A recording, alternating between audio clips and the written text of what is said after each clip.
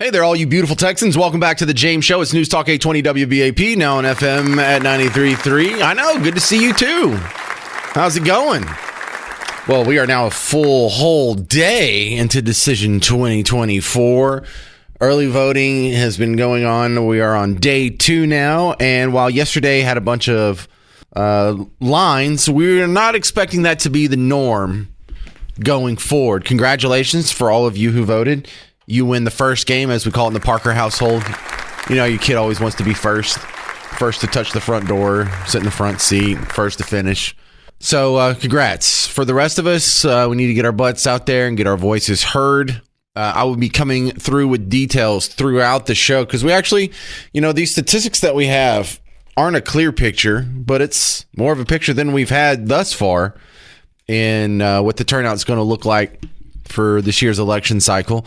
And so when you look at the numbers compared to 2020 compared to 2024, there's two things you look at. Is there more or less of a turnout? And if so, where is it coming from? Because I was interested to see, you and I were talking about this last week, how in the early voting, the first couple of weeks of early voting that they had in Virginia, overall they were slightly down. But they were expecting to be a lot down because 2020 was the pandemic and people didn't want to get out. People were scared to breathe fresh air and go on floors without stickers. That was a weird time. But then when the numbers were broken down, there's actually an increase in early voting from some of the red parts of Virginia and a super decrease in early voting from the blue parts of Virginia. So that was an interesting take. Is that a pattern that is going to follow out over other states? And so now I know it's way too soon to have final concrete information here to roll on, but we have a day's worth of numbers, and for what it's worth, let's talk about it because we're looking for the same thing. Do we have more or less? And is it uniform, or are you seeing more enthusiasm from areas, jurisdictions that tend to lean more toward Team Red versus Team Blue? How's all that looking? So let's check it out. Overall, everyone in the 4-county region that Fox 4 looked at was up. 3 of the 4 counties. So Collin County, up. Denton County, up. Tarrant County, up. Dallas County, down. Okay, now, is that the most blue of the 4 options? Because this is what we're looking for. Is it doing what they were doing in Virginia? Are we having an increase in turnout in the red areas and a decrease in turnout in the blue areas? Now, of course, that doesn't all translate 1-to-1 for votes for Team Red versus Team Blue. But overall, if this keeps happening in state after state, any reasonable person can make the conclusion that something's going on here, and it looks like it's starting to sniff good for Team Red. On the macro level, because we're just looking at our tiny little belly button here, we're looking at the turnout in the 4 counties that are at the heart of the DFW Metroplex. Do you know what's going on the national macro level today? I can't believe I heard this. Kamala Harris is taking a day off. A day off. Taking a day. We're 14 days from the election, and you're taking a day off.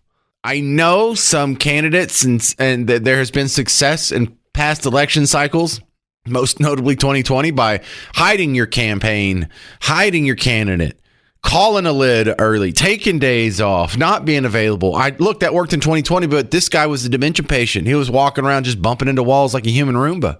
Here we have the numbers, which were tight to begin with. They're not breaking in your favor, and you're taking a day off. So let's look at Texas again. And now that we have that macro context, great little breakdown by our friends over at Fox 4. Voters turned out in greater numbers for the first day of early voting in Texas overall in 2024 compared to both 2020 and 2016. Now, Tarrant and Denton counties each saw an increase of more than 10,000 voters on the first day compared to 2020. So, when you break that down, look at Dallas County. Dallas County was the one that was down. 56,074 voters. It was 60,000 in 2020. In 2016, it was still more than it was yesterday in Dallas County. In 2016, it was almost 59,000. So 56,000 yesterday. This is in the bluest part of our metropolitan area. That sounds like it's starting to follow the trend. And there was nothing wild in 2016. There was no pandemic. There's scant other excuses to explain why early voting, the first day of early voting, is less so in 2016 than it is in 2024, other than less enthusiasm from the voter base. Am I reading too much into this? Is this what you see? 800-288-9227. 800-288-9227. Are you seeing good signs in the early voting numbers? Do you have any early voting stories? Did you wait in line? Did they run out of paper ballots or anything scandalous you want to point out? Was there any electioneering things you thought that were illegal? You can be my reporter on the James Show from the front lines on early voting. 800-288-9227. More numbers from the first day of early voting in Texas for Decision 2024. I'm James Parker. This is The James Show. News Talk 820 WBAP, now on FM at 93.3. Hey there, welcome back to The James Show. News Talk 820 WBAP, now on FM at 93.3. You heard what I thought about the first day of early voting. What do you think? 800-288-9227. If you're just joining us, I was pointing out something that we saw in the numbers last week happening in Virginia, where you saw early voting be lower in some of the deeper blue parts, but higher in the red parts. And it seemed to do that, at least in the microcosm of the DFW area, where we had increased voter turnout, where things lean a little more toward Team Red, and a decrease here in Dallas County proper. So do we see a pattern? Let's ask Terry Schilling, my next guest, who's been on the show quite a few times. And you seem to have a good mind for such things. Terry Schilling, are you seeing a pattern? Hey, James, thanks so much for having me. I really do love your show. I look forward to it each week. No, there's a huge pattern across the country, and that pattern is jump ball. If you look at the swing states that are going to determine the presidential election, they're starting to tip in Donald Trump's favor. I saw that the Real Clear Politics average has Trump up just by like a point and a half, or less than a point in Michigan, Pennsylvania, Wisconsin, Arizona, Georgia, North Carolina, all of these key swing states, and it's looking very good. It looks like the pendulum is swinging back towards Donald Trump. But I'm telling you, James, it's just so darn close. Well, one of the movements in the polls that I thought was notable is in Pennsylvania. It's still listed as a toss-up state between Kamala and Trump, but it's now been moved from leans dim to toss-up in their Senate race. And so Casey may be taken down with Kamala. Well, here's what's really interesting about Bob Casey Jr. is he's running campaign ads right now talking about the times that he voted with Donald Trump, right? He's actually in danger. When you're one of the top Democrats in your state and you're running ads tying yourself to the opposing party's nominee for president, you're in some hot water right there. Well, maybe the top of your ticket's in hot water, too. Look, are we too knee-jerky here to start looking at the returns and what's coming from a blue county versus a red county and getting all optimistic and worked up about that? No, I think that this stuff all does matter. You just have to pay attention to it and keep it in mind with the results as they continue to come in. But yeah, I mean, there's a lot of science behind tracking all of this stuff, all of these early returns. It is a sign for optimism. Republican turnout is not waning. It's actually up from previous years, and it looks to be that Democrat turnout for the early voting is down. And it kind of makes sense, right? They have a brand new candidate. They tried to hype her up and create a bunch of momentum for her, like we saw with Obama, but she's not Obama. She's not articulate. She doesn't have charisma. And so I don't think it's that crazy. And keep in mind, they switched the candidates out and the campaign teams just in the past 2.5 months. You would never want that to happen ever. That's a really, ripe playing field for chaos and dysfunction. Well, they were going to lose if they didn't do it, and we've been keeping track. It's 93 days since Joe Biden stepped down and Kamala was the presumed nominee. And we've been watching this because we wanted to see on the James Show if she could go through this whole 100-day campaign, because that's what it's going to be. It's going to be like 107 days, her campaign, without doing a press conference. And I think if we see a press conference in the next 2 weeks, that's a sign of how bad things have gotten for her. Well, I mean, look, it's not just that she did a press conference, or whether or not she does a press conference, but she did Brett Baer last week, and that was a nightmare. And, you could be, the eternal optimist and say, oh, well, she's just feeling, confident and was ready to fight and wanted to peel off some more soft Republicans from Fox News. But I don't know, man. I think that reeks of desperation when you're going on Brett Baer as a Democrat. So how do you think the McDonald's stunt worked? I think it's fantastic. It's not too often that you see the Democrats going into this really didn't happen. We're used to them painting us as the denialists. But I think it's really good. I think the images that came out of that are great. Trump obviously loves McDonald's. He's made that very clear. I still remember one of my favorite memories of him was when the Clemson football team won the national championship. He had them all to the White House, and there was something that went wrong with the food they had planned, so he brought in all this type of fast food, including McDonald's, Taco Bell, KFC, all of that. But it's fantastic. We need more candidates doing this type of stuff, getting into the weeds, getting into where everyday people spend their lives. I think it was actually absolutely fantastic. It should be studied in campaign strategy.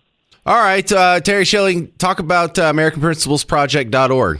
Well, we're in the final stretch of this campaign. We've been running campaign ads this whole cycle, attacking the Democrats for their extremism on ruining the innocence of children, specifically this whole transgender industry.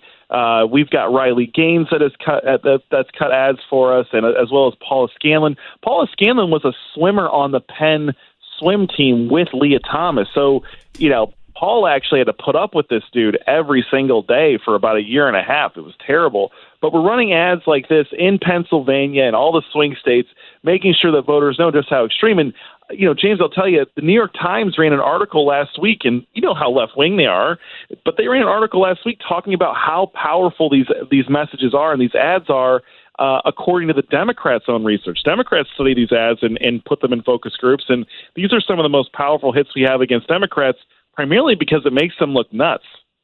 Well, as if you're a feminist, you really have a weird balance here. It's like, well, I know my prime directive my entire life has been making sure abortion is legal, but we have guys who are beating the snot out of women in sports, and I kind of would like to put a stop to that. And you can almost feel the cognitive dissonance in the feminist movement because of this. No, that's exactly right. And, Elon Musk just had some town hall, I think, in Pennsylvania this week or last week, might have been this weekend. But he was asked about abortion and if he would ever support the pro-life movement. And he gave a very candid response. And he lamented the fact that we tell these young girls in America that they can do anything except for have a baby. I mean, think about that. That's terrible. Women have been it's never been easier to have a baby. It's never been easier to provide for a baby. It's tougher today to protect their innocence.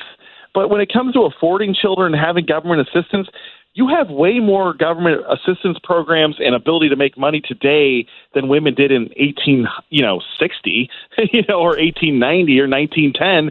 You have so much more. There's no excuse for abortion anymore. It's crazy. But yeah, it's totally. I'll never understand the obsession with abortion. Right. I really won't. It's the best thing you'll ever happen to you is having a baby. Man, it's the one thing you can do that men can't. Like you can beat us at that. You can't beat us at basketball. You can't beat us at swimming, but you can beat us at reproduction. Thank you very much. I appreciate it, Terry.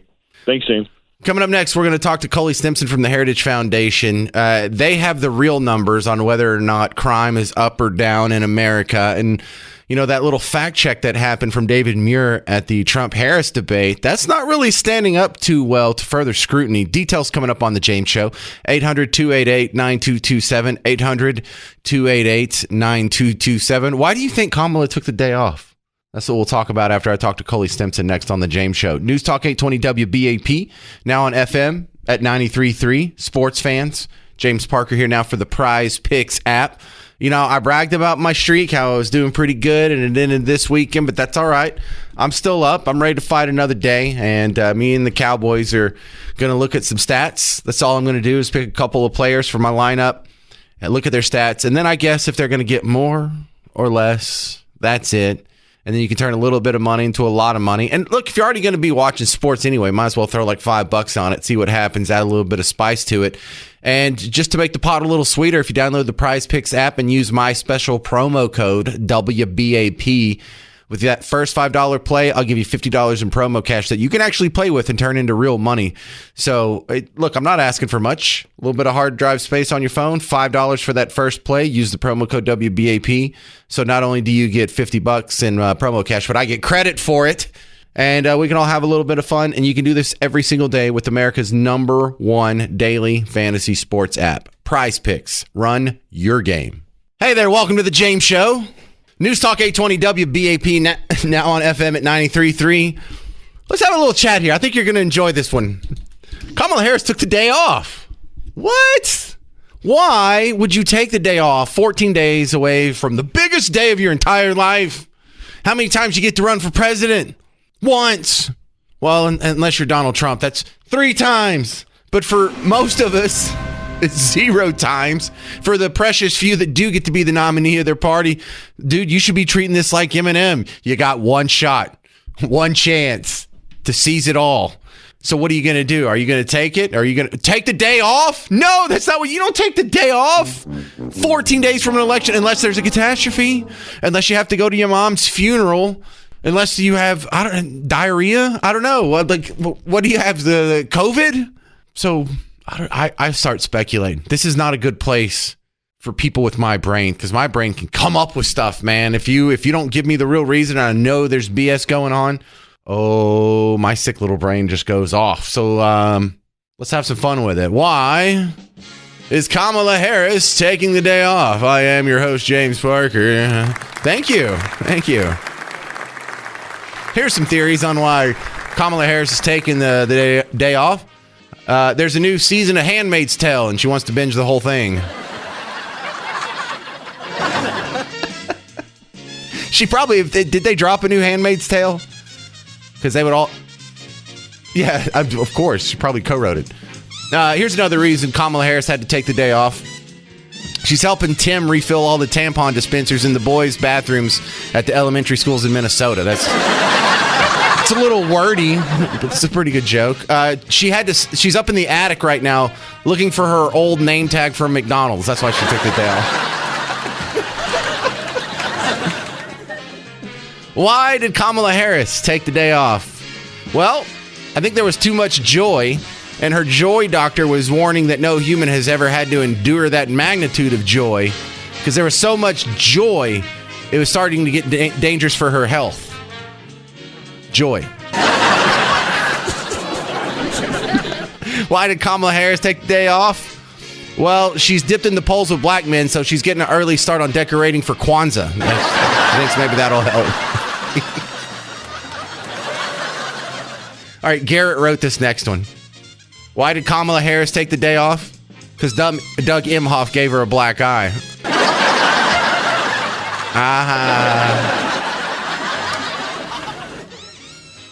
Why did Kamala Harris take the day off? She's just trying to reduce her carbon footprint.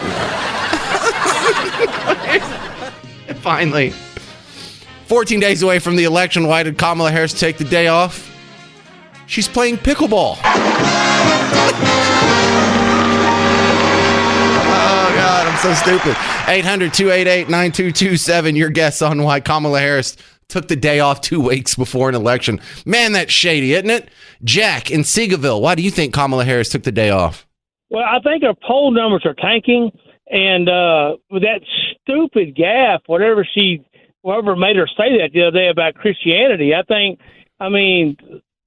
think about it what you want. This is still a majority Christian nation, and when she said that is just like cherry on top of cake. I mean, you can't talk like that in the general public in the United States and it not affect some people. And I just think they called emergency get-together. Hey, look, we got to fix this because your candidacy is going down the toilet. So they got to have some kind of spitball session, something to try to figure out what they can do. Yeah, so you think it's for an emergency situation because their poll numbers look that bad? Because, look, they have internal polls that they don't share, and we saw that happen. Like in 2016, Correct. We saw Hillary Clinton cancel her like $53,000 fireworks display for her election night party. So she knew 3 days in advance that she wasn't going to win, even though the rest of the polls were telling you there's a 98% chance she's going to win. They know, and so she might be aware of some catastrophe, and they damn sure wouldn't tell the rest of us. But that's what a lot of people are saying, Jack. A lot of people are saying she's acting like this is an emergency. Thank you very much for calling, Jack. I could squeeze in one more. Karen from Corsicana. Why did Kamala Harris take the day off? She's being fitted for a new clown suit. Thank you. That works perfect. We can end it right there. Karen in Corsicana. 8 points. Starter, 8. Karen's on the board in Corsicana with 8 points. Hey, we have Billy Gibbons and the BFGs coming to Tannehill's Tavern and Music Hall in Fort Worth December 29th. You can get tickets at Ticketmaster.com, but we're also going to be giving away tickets on the WBAP Morning Show all this week. So check out my buddies when you wake up and you're getting ready for your day. Maybe you can win a pair of tickets from them. 800-288-9227. 14 days until the election. Coming up next, Jim Varney from Real Clear Politics on what the polls are saying about Decision 2024.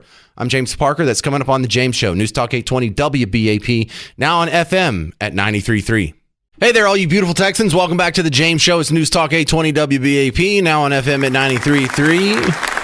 I know, let's go. I'm pretty excited about it, too. We are now officially 2 weeks away, 14 days away from Decision 2024. But here in the state of Texas, we started early voting yesterday. You already heard a bunch of reports on how that's going so far. Yeah, there were some long lines yesterday, but don't expect that to be the norm. And even if it is going to be the norm, I don't want to hear it. That's not an excuse. You need to go out and you need to sit your butt in those long lines anyway and make your voice heard. There's a lot of important stuff going on out there, and nationally, at the state level, at the local level, especially around here, there's some important stuff that affects you in your everyday life that is going to be decided by these millions of tiny little decisions all piling up into one big decision. And the best compiler of all these little decisions, our friends over at Real Clear Politics, they have become the standard with their polling averages and getting a sort of a pulse and a heartbeat of what the American people are thinking. On from Real Clear Politics, Jim Varney's back on. So the map hasn't changed. The electoral map hasn't changed in the presidential election, but I saw y'all had a big change. I guess I saw this yesterday. I don't know when it changed, but the Senate race in Pennsylvania has gone from leans dim with the incumbent Bob Casey to now a toss-up in Pennsylvania. So it's looking more like, if Trump can go ahead and win Pennsylvania for the presidential election, that's probably going to flip the Senate too. Well, if Trump can win Pennsylvania or Harris wins Pennsylvania, that might be the deciding vote, so to speak. I know you were just talking about millions of votes piling up, but we've heard a lot about the different battleground states, and that's one of the key ones. I think it's 19 electoral votes that Pennsylvania has? It's 19, yep. Now, right, and Trump has obviously had a good week there. The McDonald's stunt was a huge success. He got a great welcome at the Steelers game. Harris, I was a little surprised, is taking today off. I thought that was odd. I guess she's preparing for an NBC interview. So all of that stuff is going to come down, and I think it's interesting that you guys were just on the break there talking about all these early voting counties in Texas. And I think it was about 3 weeks ago that you and I were talking about early voting, and the initial reports were that it's down. But already now, and I said at the time, I suspect that'll change, and it looks like it has, right? In Georgia and in Texas and in Nevada, you're hearing all this talk about early voting. And remember that in 2020, Pennsylvania was a state that at midnight on election night, I believe Trump was ahead by 1 million votes, and he wound up losing. So the early voting might be decisive in more than one state, but Pennsylvania's key.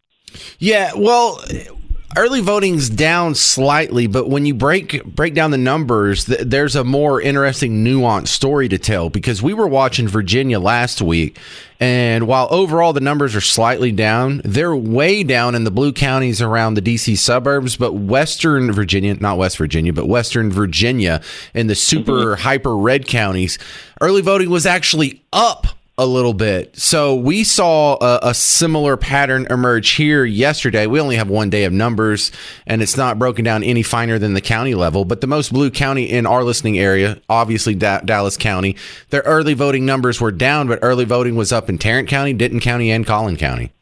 Well, I think you're right about saying that it's a nuanced story, and I've seen some of that happening elsewhere. I think I saw it was a University of Florida or some Florida political analyst type guy or professor was saying that, they really haven't figured this out yet because the early data shows that perhaps the Democrats' early vote is down from what it was and Republican votes are up. Now, on balance, this person was saying he thinks it's still probably more Democrats than Republicans, but it does not seem to be the edge that it has been historically for Democrats. And the whole thing is wild to me because I'm a little older than I care to admit, and this was never a thing, right? For most of my life, until the 80s, something that's common, like right.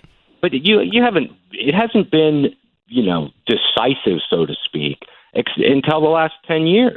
And you got to hand it to the people that have pushed this idea that Election Day is just almost another day in the cycle, and that the results won't be known perhaps until days after the election. That never happened before. In fact, even in 2000, when all the fighting over election results maybe really began in earnest, you remember that CBS declared Florida for Gore and then switched it to Bush and declared Bush the winner all in one night. And you don't see anything like that anymore. And early voting obviously has something to do with that.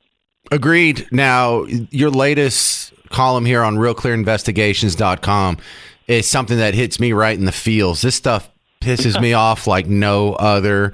The amount of money that we have wasted on this climate scam, it has got to be the most expensive hoax in world history here, and the details you've dug up here are just amazing. Give the people listening sort of the 30-second pitch on your latest work. Okay, well, it's a story about $27 billion that the Biden administration has given out to a handful of nonprofits, some of them relatively new, to supposedly design eco-friendly, green type of ideas for neighborhoods around the country. And it is, as you say, it is a lot of money. It's going to people that perhaps don't seem to have much of a track record in this. And it remains to be seen if it's going to be another federal boondoggle, right, like the COVID spending. And I saw another thing today about $45 billion that had gone to some kind of broadband equity that hasn't hooked anybody up to the internet, supposedly. They are stealing money. Look, you bring up Power Forward Communities. It's a environmental nonprofit. They had giant revenues last year in 2023 of $100. They got awarded $2 billion. This is just theft. They have no business having they had a budget of $100 last year. Oh, you guys done such a good job with these resources. Here's $2 billion in taxpayer dollars. No, man, this is just a flat out theft of the American people.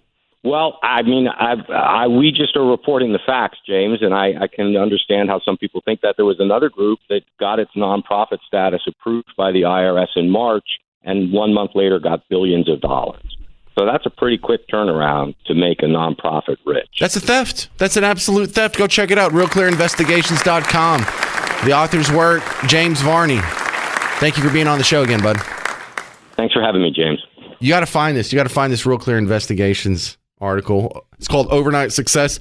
Biden's Climate Splurge Gives Billions to Nonprofit Newbies. That's what theft looks like, y'all. You can't just go to the public treasury and give your friends $2 billion. You have to go to the treasury, have them file some nonprofit paperwork, and then you could give them $2 billion. And what's it for? To save the planet. Oh, how nice. Thank you for saving the planet, guys. All right. Coming up next, you're going to find out where early voting is up in DFW and some of the propositions we're all going to be voting on here locally, some of the bigger ones that have been getting some attention. You'll hear my hot opinion on them coming up next. 800-288-9227, 800-288-9227. I'm James Parker. It's The James Show. News Talk 820 WBAP, now on FM at 93.3. Hey there, welcome to The James Show. It's News Talk 820 WBAP, now on FM at 93.3. We are now in day 2 of early voting for Decision 2024. Voting underway in the Lone Star State. We are finally here. This is sort of the Super Bowl for WBAP. So if you have any comments on what's going on thus far, 800-288-9227. It could be your story about waiting in a long line, or I saw a report that you got to watch the machines in Tarrant County because they'll flip your votes or whatever. And so, look, this is all unfounded, unsubstantiated, unevidenced rumor mill, but that's what we're here for. Let's get the word out, and we'll follow up. And if something's going wrong, we'll hopefully get to the bottom of it here. 800-288-9227. Catherine in Fort Worth, you're on the James Show. What do you think? Well, mine is, what I'm saying is not hearsay. It's the truth. And I've heard Kamala, I call her Kamala. I've heard her say this several times. And let me start over. When Donald Trump talks about, but we're tied, yes, it's close, yes, but, bad things can happen. He's not coming right out and saying the word cheat anymore. And even some of the high-end, well-placed Republicans are not calling it cheating.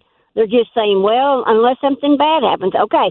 Well, Kamala, on the other hand, when I've seen her on maybe 5 times they've shown her on the TV when she's giving one of her stump speeches, and she says about how close it is and tries to get everybody revved up, and then she tags it by saying, but we're going to win. And she's very confident. It's almost like she knows, don't worry about it, the fix is in. And she took today off. She's not campaigning today. 14 days out. Yeah, so I'm asking you, Catherine, why do you think she took today off? I'm thinking she's resting. They told her to not worry about it. Biden did the same thing. He stayed in the basement. Okay, but Biden was hiding out because the more he talked to the American public, the worse it got. And they knew behind closed doors, letting him out there, that this guy is just barely above a drooling vegetable. And so I know, but that's not Kamala's problem. She's not a drooling vegetable. She's ignorant. I mean, I don't know if it's ignorant. I think it's, I don't think she has a very strong academic. I know she's a lawyer. That's what she's hidden behind all these years. But once you get in law school, you really have to be deaf, dumb, and blind to not get out. I mean, I'm sorry. I worked at one for 6 years. If you're in, and she got in somehow, and she probably got in the same way she's gotten a few other things. I'll be very vague. But anyway, I think she knows, for whatever reason, she took a day off and she's chilling. And they said later, after Trump said she took a day off, I heard him this morning at the Hispanic caucus something. He spoke. Well, then after that, her people came on the news and said that she was in heavy meetings or important meetings in Washington, D.C. with the government. And that she was James. And they said she was there interviewing people. And they didn't say for her administration, but they said interviewing people. So I think they're getting ready to put her in. I mean, they don't have a doubt about it. I didn't hear that yet. She doesn't have. Yeah, I know. I always miss stuff because the show started at 2, and I really turned my brain off about 1:30 because I have the show finished and I'm just putting on. So the stuff that's happened in the I heard it. Oh man. Go ahead. Well, look, I the only pushback I have on that, because all that sounded correct, is that I don't think she's stupid. Like, genetically speaking, she shouldn't be stupid. But both of her parents are professors. And well, I know, but sometimes it misses the boat, James. No, I was a teacher for 20 years. Okay, but let me give you my T chart here, because there's the pros and cons. There's the things that make me think she's smart and the things that make me think she's dumb. So on the one hand, her mom was actually involved in biomedical research, if I remember correctly. Her dad, however, Marxist professor of economics. Well, yeah. So as far as the professor world goes, that's about as dumb as you can get. How do you study economics for decades and decades and you're still a Marxist? You have to have some questionable intellect, because I mean, he was alive when they were killing 100 million of their own citizens, and he's like, no, I think this is the right system. We just need to tweak it a little bit around the edges. So that there's some evidence. Yeah, he was an activist under the guise of professorship. Go ahead. So on top of that, so her mom probably smart. Her dad Probably. I mean, he's still a professor, so he's at least of average intelligence. So it'd be really hard for her to be below average intelligence. What I see is someone who has just a middling wit, and she has been trained to speak her way in arenas that are above her head by using word salad. And as long as she's in a sympathetic crowd, that works. But we saw how that happened, or we see what happens when she's not in a sympathetic crowd. So I just want to push back, because you would have a different approach to someone if you really thought they were dumb versus you thought that it was a person that was playing dumb, because she knows the answers to these questions that she's not answering. She's smart enough to know that it's unpopular and to dodge. And even if she sounds stupid with the word salad, that's better than telling the truth. Is she really does like price controls. She really does like Marxism. She really does like this sort of authoritarian centralized economic control. She may not know what the label is for it, or may not know how to address that publicly, but I warn against you people who dismiss her for being stupid. Okay, James, you can dismiss me. However, I know she knows what it means, but she doesn't even sound like, everybody say on the TV, they say, oh, well, she's talking like a lawyer when she does the word salad. No, she's not. Yeah, okay, we agree. Look, we're about 90% in agreement here. I think her taking the day off is the most suspicious thing ever, and that speaks more toward catastrophe than her just assuming she's going to win. And you act like they're coasting. I don't think they're coasting. I think there might be They were coasting the last time, and I was right, James. I told Rick Roberts in the afternoon, I said, that's weird that they're not even bringing him out at all. That makes me worry that they've got the deal is done. So if they're this confident, does that lean toward the suspicion that there's stuff in the ballot boxes? Absolutely. Okay. That's what I'm saying. The same thing they did with Joe. I'm sorry. I hear you. Well, that's a logical conclusion. Coming up next, there was a town hall over the weekend. Maria Shriver was hosting it. And there was in the setup, someone recorded her talking to the audience and admitting that the whole damn thing was scripted. You'll hear the leaked audio coming up next on the James Show. Your thoughts on Catherine's theory here?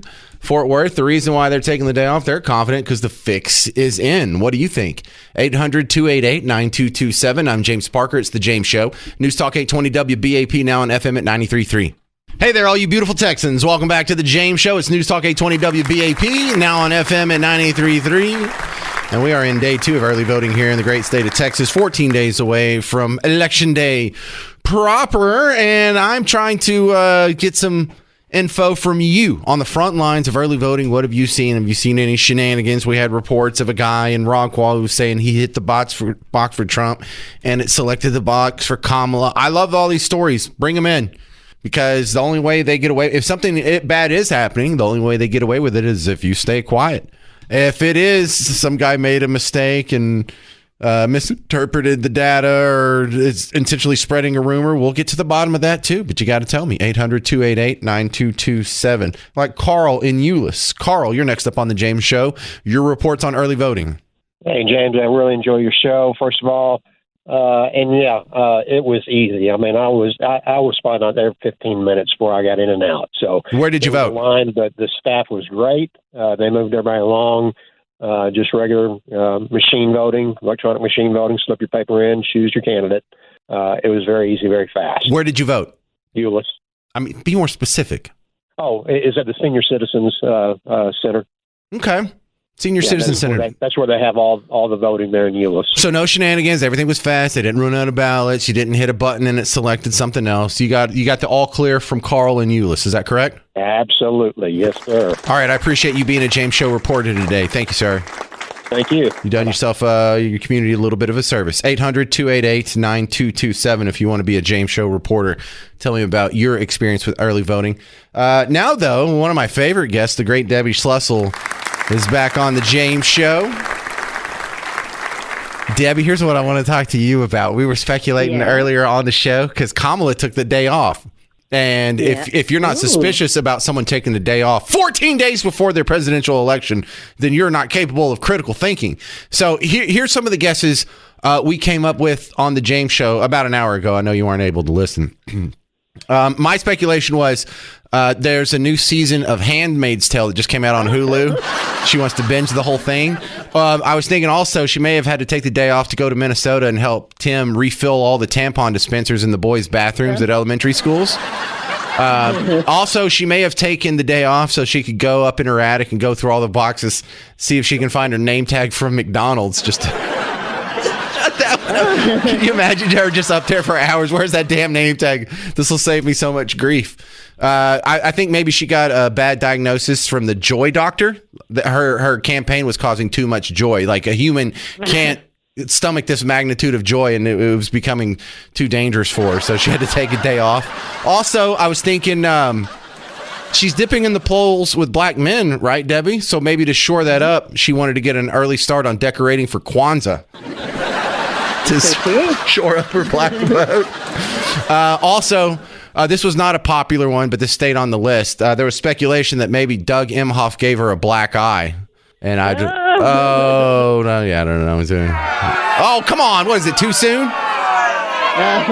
And maybe she wants to reduce her carbon footprint, or she's playing pickleball. Your guess on why she took today off. So, I was thinking it's something medical, or there's another cheating incident. She's got to tamp that down. I mean, we know that he does that. We know that that is his lifestyle. And you're talking about Doug cheated. I see when you say cheating around the election, I think someone stuffing a ballot box or cheating in that regard. You think like he had another love child? Could be, or or tried to get rid of one, or did just get rid of another one. I mean, it could be any of those things. I mean, that's his history, and I go by people's track records. Did you ever read the story about there's a woman that worked for that law firm and sued the law firm?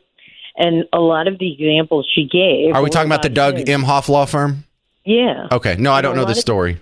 So a lot of the examples she gave were about him. And apparently this guy really, really, really got around, thought he was like the hottest, most amazing gift to women and everybody else. And I would not at all be surprised if there's more than that going on. I mean, she's traveling the country. What's he doing? I don't know. Yeah, he's not really doing events and speeches and stuff. No, I think I've seen him at one event. I live in Michigan, so we have all the candidates here, like pretty much 24/7. Trump and Kamala are here all the time with all these celebrities and all this stuff. And he came here once. I've never seen him since, and that was like maybe a month ago.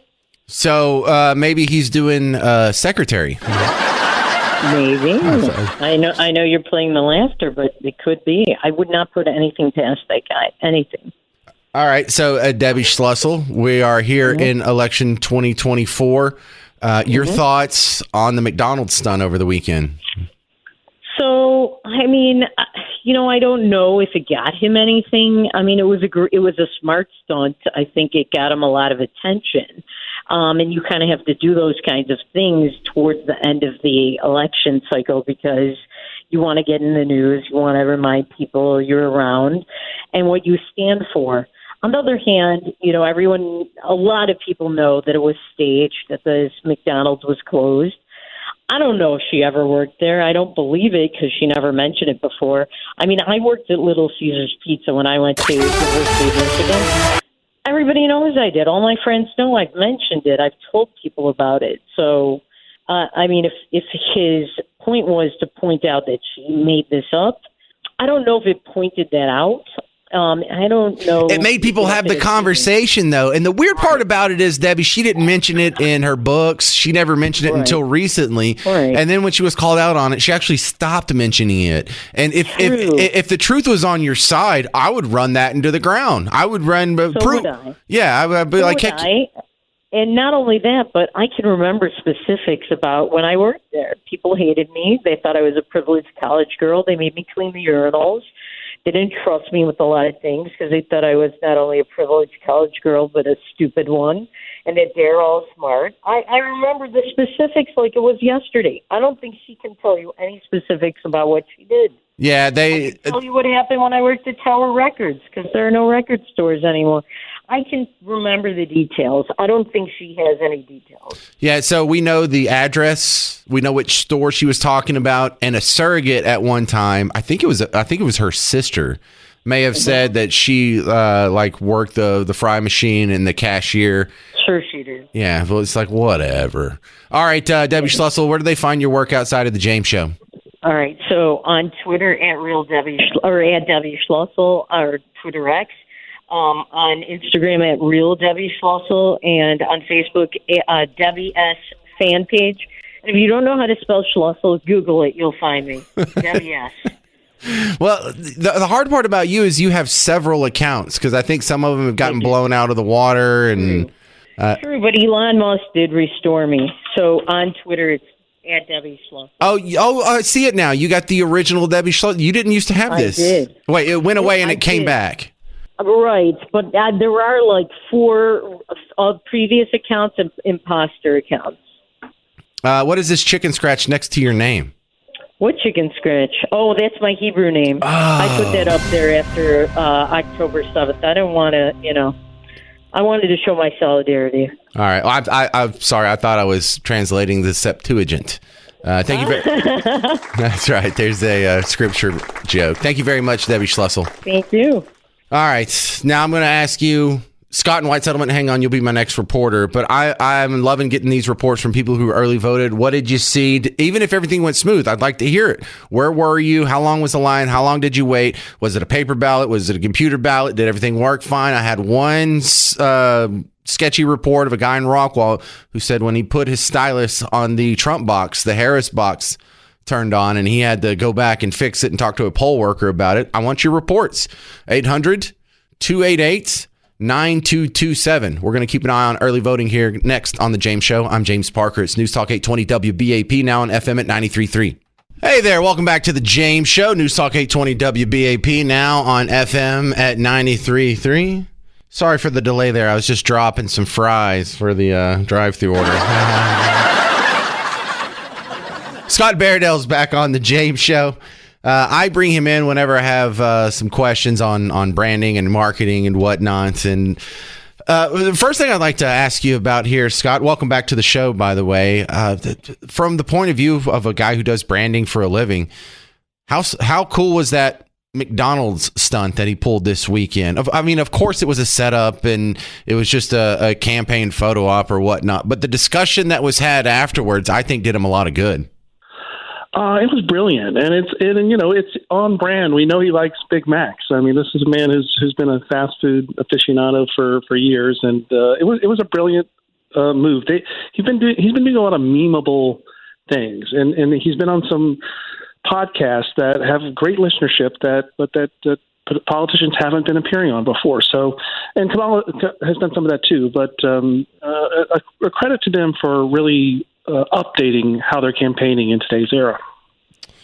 Yeah, and what would you tell them to do next? Because I think one of the brilliant things about the McDonald's stunt was that it hits a lot of buttons, because not only is he sort of associated with McDonald's, but a lot of us like McDonald's, but also there's sort of the question about Kamala for a brief time claimed she worked at McDonald's and then she stopped claiming that, and it's sort of up in the air, and that makes us have to talk about that. Is there something else that you would recommend him do that he could just sort of real sneakily bring up another issue that would help him out a lot? Well, that's a good question. I think he had some big hits at this Al Smith dinner where, Kamala didn't show up for that. And so Trump took advantage of that, took some shots at Chuck Schumer, Tim Walz. I think there's a big political issue around the issue of, white men for Kamala and this kind of idea of are Democrats men beta? We know what you're saying. You were trying to be a little PR there, like you're on your brand.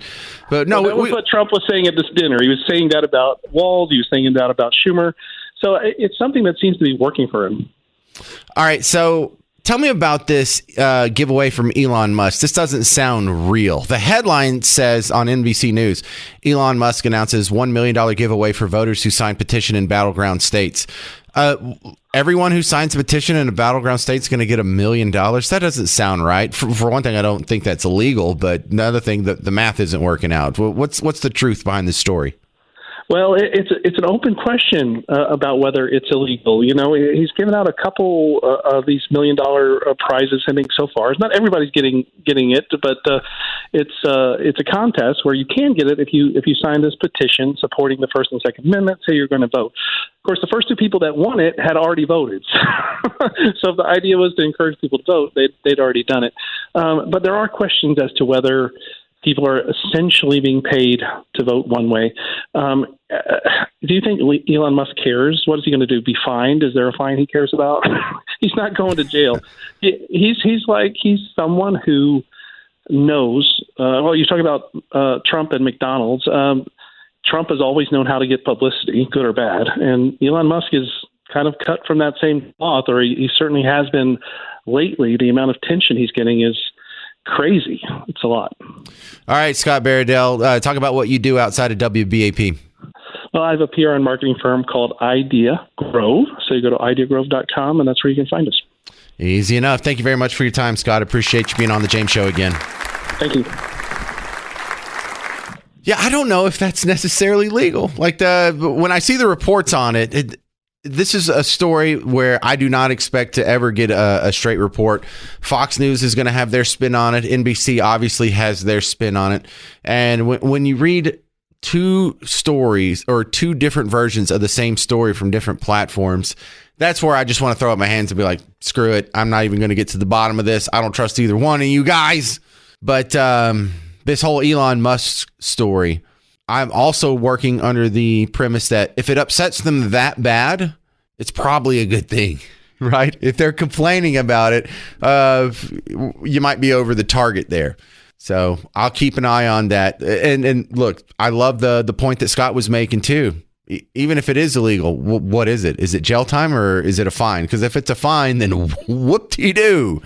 And did we have that discussion? Was that yesterday's show where I was saying if the punishment for a crime is just a fine, then it's really just legal for a price is all it is. It's really only illegal for poor people under that situation. And I'm not saying that's, ethically speaking, the right thing to do, but that definitely would work in Elon Musk's favor. Well, look, with all the great reporting we had from the amateur James Show reporters on the front lines, there was a story that got bumped that I wanted to talk to you about today. And this is another one of these stories about an improper relationship with a teacher and a student. Now, don't take time away from your evening to go fill your head with this level of nastiness. I am under the belief that I have put too much of this stuff in my head already just because of what my job is and how many of these stories I have to read.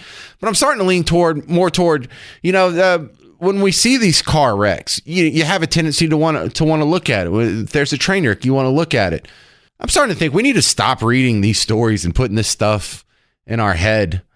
Just give me the headline. We'll assume the rest. We don't need the details. I don't care how hot the teacher is. It's still gross, period, point blank, end of story. But sometimes, man, if I feel like that, being a talk show host, think about how it must feel to be either like a cop who has to hear some of the most jacked up stories society has to offer. Think of all the domestic violence calls they go on. But those other first responders, if you're a paramedic, if you're a firefighter, these people that have to respond to emergencies, think of all the traumatic stuff they have to put in their head over and over and over. An ER doctor, over and over and over. That's a tough job. It makes me appreciate how easy my job is. So thank you out there for those of you who have real jobs and put up with this real stuff. I have a problem just reading stories about these messed up people in society. But that's going to do it for the James Show. Stick around. Coming up next, Mark Levin. If you want to hear more of the James Show, I'm about to go put up the podcast. And for those of you waiting for your last keyword, you're trying to get that trip to Vegas to see Motley Crue, your last keyword is away, AWAY. Text it right now to 95819. Text away to 95819. Your next chance to win's on the morning show. I'm James Parker. This has been the James Show on News Talk 820 WBAP, now on FM at 93.3.